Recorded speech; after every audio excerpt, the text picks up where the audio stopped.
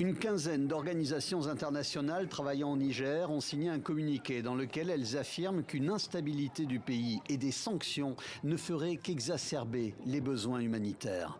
Nous exhortons toutes les parties prenantes à veiller à ce que les acteurs humanitaires puissent poursuivre leur travail sans entrave et dans le plein respect des principes humanitaires.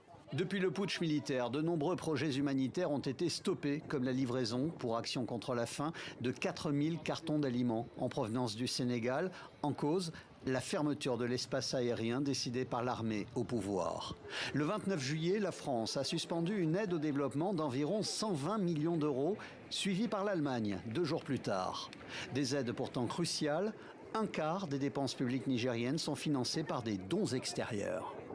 Nous sommes en train de prévoir avec ce dont nous disposons actuellement pour pouvoir maintenir les opérations, mais cela voudra dire des difficultés énormes. Déjà, la population ressent certaines de ces pénuries quand il y a eu depuis plusieurs jours déjà les coupures en matière d'électricité. Tout bris d'assistance pourrait faire reculer les quelques améliorations dans le bien-être des populations qu'on a pu enregistrer dans les dernières années.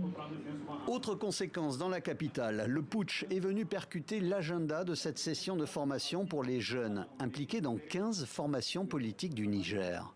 Une formation réalisée avec l'appui des Pays-Bas et de la Suisse.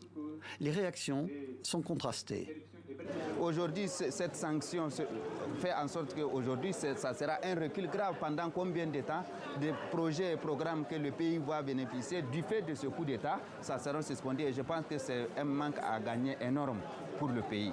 Avec la démocratie, là, tout va être dans l'ordre. Par rapport à l'ONG, je sais que ça sera favorable. Inch'Allah. À Niamey, sur les marchés, le blocus décidé par la CEDEAO sur les exportations et les importations entraîne les premières hausses des prix. Ici, le sac de 25 kg de riz aurait augmenté de 12% depuis dimanche.